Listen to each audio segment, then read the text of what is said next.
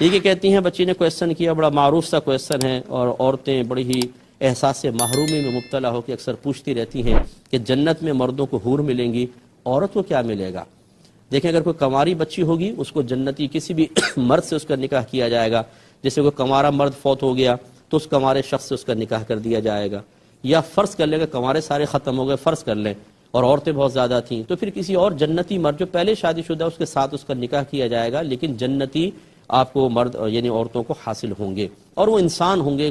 جیسے غلمان ہیں، جنتی لڑکے وہیں پیدا کیے گئے ہیں، حوریں پیدا کی گئی ہیں،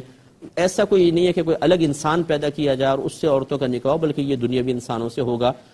ایک بہن نے کہا جی میرا شوہر جو ہے چرسی موالی ہے، مارتا ہے پیٹتا ہے، گالیاں بکتا ہے، مفتی صاحب اگر ہم جنت میں چلے گئے تو کیا یہ شوہر میرے ساتھ ہوگا؟ میں نے کہا یہ ہوگا، کہ ہاں یہی ہوگا، میں نے کہا ہوگا لیکن بڑا اچھے انداز میں آ کر، اور اچھے مطلب اس کی ذرا ڈینٹنگ پینٹنگ ہو چکی ہوگی، بالکل بے فکر رہیں، یہ جب آپ کو یہ نظر آئے گا جنت میں تو بہت ہی خوبصورت اور ہر قسم کے آلائشوں سے پاک و صاف ہوگا۔ اس لیے اگر میری کوئی بہن اس طرح کی بات سن رہی ہے اور وہ کہے کہ یہی شخص مجھے ملے گا، وہ پہلی پریشان ہو اس سے، تو جنت میں جب آپ چلے جائیں گے تو یہ پریشانیاں نہیں ہوں گی۔ اگر فرض کریں کیسا بھی ہو، وہ انتہائی خوبصورت ہوگا اور بالکل آپ سے محبت کرنے والا، پیار کرنے والا، کیونکہ جنت میں کوئی خراب چیز نہیں ہوگی۔ اس لیے میں کہتا ہوں کہ چھوٹی چھوٹی باتوں کی بنا پر طلاق نہ لیں، یہاں یہ سب کچھ یہیں رہ جائے گا۔ آپ اگر ایک سے طلاق لیتی ہیں، دوسرا شوہر 100% آپ کو فرشتہ بن کے مل جائے، یہ کیسے ہو سکتا ہے؟ 5 غلطیاں اس میں ہیں تو 10 غلطیاں اس میں آپ کو ملیں گی۔ اسی طرح بعض لوگ بیویوں کو چھوٹی چھوٹی بات پہ چھوڑ دیتے ہیں اور کہتے ہیں میں تو دوسری کروں گا، تو دوسری آپ کو جنت کی حور آئے گی وہاں سے، جو بالکل کوئی گناہ نہیں کرے گی، کوئی خطا نہیں کرے گی۔ بعض اوقات یہ اتنی اچھی مل ہوتی ہیں بیویاں، قدر نہیں کرتے، پھر آتی ہے دوسری جو ہو جوتے لگاتی ہے، یہ تو بیچاری ناشتہ لے کر آتی تھی اور وہ بستر پہ کہتی ہے جب اپنا ناشتہ بناؤ تو میرا بھی بنا لینا، اور یہ چادر اوڑھ کے لیٹ گئی۔ وہ حیران رہ جاتا ہے، پھر ان کو اپنی اوقات یاد آتی ہے کہ پہلی بیوی کی قدر کر لیتا تو کتنا اچھا ہوتا۔ میری گزارش یہ ہے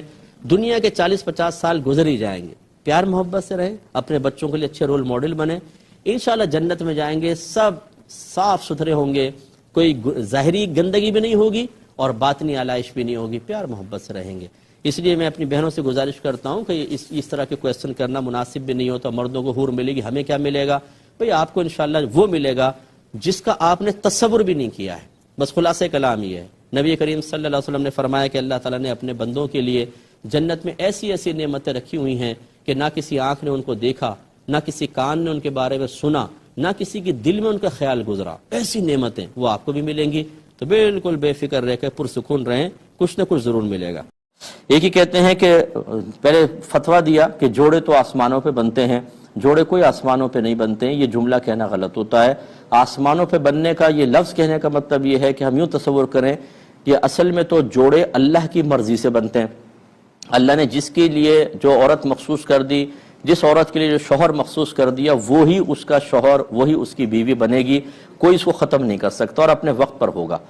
اب یہ تو ایک اصل مسئلہ ہے۔ اب آپ کہیں جوڑے آسمانوں پہ بنتے ہیں تو یوں تصور میں آئے گا کہ جیسے اللہ تعالیٰ آسمان پر ہے اور وہاں اس نے یہ جوڑے مختص کر دیے۔ جوڑے تو مختص اللہ نے کیے لیکن وہ آسمان پر تو نہیں ہے، تو یہ کہنا جی جوڑے آسمان پہ بنتے ہیں، یہ غلط محاورہ ہے، یہ عام لوگوں نے چھوڑ دیا کسی نے فضا کے اندر اور ہم اس کو قبول کر لیتے ہیں، تو اس کو ہرگز نہ کہیں، بلکہ اس کے اندر کوئی سخت حکم بھی لگ سکتا ہے، کفر کا حکم بھی لگ سکتا ہے، اس لیے احتیاط کیجئے۔ دوسری بات یہ ہے کہ بالکل ایسے ہی ہے، اللہ تبارک و تعالیٰ نے ازل سے ہی فیصلہ فرما دیا کون کس کی بیوی بنے گی، کون کس کا شوہر بنے گا، کس کی شادی نہیں ہوگی، کون کنوارا مر جائے گا اور کس کی شادی ہو کے نہیں چلے گی، ختم ہو جائے گی۔ لیکن یہ ضرور ہے کہ اگر ہماری کوتاہی سے ختم ہوئی ہے تو اس کو اس کی سزا ضرور ملے گی، لیکن بہرحال یہ فیصلے ازل سے ہو چکے ہیں۔ لہٰذا کسی بہن کا یہ کہنا کہ جی وہ شخص مجھے مل جائے، کسی مرد کے دعا کرنا وہ عورت مل جائے، یہ غلط ہوتا ہے، اس کو منع کیا ہے۔ ہاں یوں کہہ سکتے ہیں کہ اللہ تبارک و تعالیٰ جس سے تو نے میرا عقد رکھا ہے اگر وہ میرے حق میں بہتر ہے، یا اگر اس کے ساتھ رکھا ہے اور یہ میرے حق میں بہتر ہے تو اس معاملے کو آسان کروا دے۔ لیکن مخصوص شخص کو سامنے رکھ کر یا مخصوص اوصاف کو سامنے رکھ کر دعا کرنا کہ مجھے ایسا ہی شوہر چاہیے، مجھے ایسی بیوی چاہیے، یہ ہرگز نہ کریں۔ وجہ اس کی یہ ہوگی کہ فیصلہ پہلے ہو چکا ہے، اللہ تعالیٰ اپنے فیصلوں کو آپ کی خواہشات کی وجہ سے بدلے گا نہیں۔ آپ نے کی شادی ہوئی اور ویسا نہیں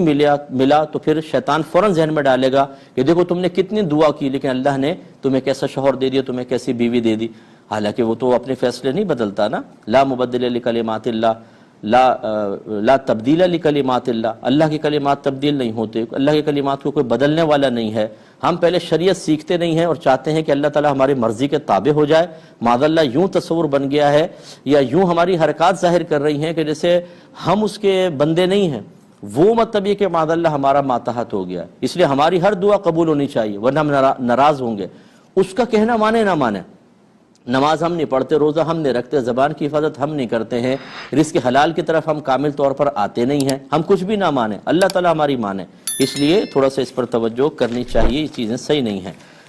ایک ہی کہتی ہیں کہ جب سب لکھا ہوا ہے، کسی نے کہا جب سب لکھا ہے تو پھر عمل کیوں کریں، اور جس کا جہنم لکھا ہے وہ جہنم میں جائے گا۔ دیکھیں آپ یوٹیوب پہ جائیے اور وہاں پہ تقدیر کا بیان بائے مفتی اکمل لکھیے گا، آپ کو پورا تقدیر کا بیان مل جائے گا۔ مسائل جو ہدایت، گمراہی، نیکی، بدی، اسلام، کفر کے ہوتے ہیں، اس میں اللہ تبارک و تعالی نے ہمیں ایک طرح کا اختیار دیا ہوتا ہے، اسی لیے ہمیں عقل دی ہے، انبیاء علیہ السلام، آسمانی کتابیں، یہ تمام چیزیں اہتمام کی ہیں جو ہدایت کی طرف لے کے جاتے ہیں۔ اس کے علاوہ کچھ رکاوٹیں بھی پیدا کی ہیں، جیسے شیطان ہے، نفس ہے، دنیا ہے، مخلوق ہے، اور یہی تو ہمارا امتحان ہے کہ ان چیزوں میں آپ چاہیں تو اپنی مرضی سے کفر اختیار کر لیں، آپ چاہیں تو اسلام اختیار کر لیں۔ اب جب آپ اپنے آپ کو کنٹرول کر کے شریعت کے تابع رکھ کر اپنے آپ کو اسلام کے قریب رکھتے ہیں یا اسلام قبول کرتے ہیں، اس پر آپ کو انعام ملے گا، اور اگر آپ دوسری طرف جاتے ہیں تو یہ اللہ کے زبردستی لے جانے سے نہیں ہے، آپ اپنے قدرت و اختیار سے گئے ہیں، اسی کی آپ کو سزا ملے گی آخرت میں۔ صحابہ کرام علیہم رضوان نے بھی یہی کویسچن کیا تھا کہ یا رسول اللہ اگر سب کچھ لکھا جا چکا ہے تو عمل کاہے کا رہا؟ نبی کریم صلی اللہ علیہ وسلم نے فرمایا تم عمل کرتے رہو، اللہ تبارک و تعالی نے جس کے لیے پیدا کیا ہے اس کے لیے وہ آسان کر دے گا۔ جس کی تشریح توضیح یہی ہے کہ اللہ تعالیٰ نے جو مطلب یہ کہ معاملات وہاں لکھے ہیں لوح محفوظ پر وہ ہو کر رہیں گے، لیکن ان میں معاملات دو طرح کے ہیں، ایک میں ہمیں اختیار دیا ہے باقاعدہ، اور اس اختیار کی وجہ سے ہی تو جزا اور سزا ہے، اگر ہم غیر مختار ہوتے، بالکل مجبور محض ہوتے تو سزا کیوں ملتی؟ اس لیے نیکی، بدی اور گمراہی اور ہدایت، صحیح غلط، اسلام، کفر، یہ وہ مسائل ہیں جن میں ایک طرح کا اختیار ہے، ان میں بچہ اور پپو بننے کی ضرورت نہیں ہے کہ جی ہم کیا کریں، اگر اللہ تعالیٰ نے چوری میری قسمت میں نہ لکھی ہوتی تو کیوں ہوتا؟ ایسے شخص کو اگر ایسے کوئی عقیدہ رکھتا ہے تو پھر چور کو کیوں پکڑتے ہیں آپ؟ اس کی قسمت میں چوری تھی، اس نے چوری کر لی، لے گیا آپ کا مال، تو پھر کیوں آپ ناراض ہوتے ہیں؟ تو یہ بالکل غلط چیز ہوتی ہے۔ اس میں یہی حکم شرع جو میں نے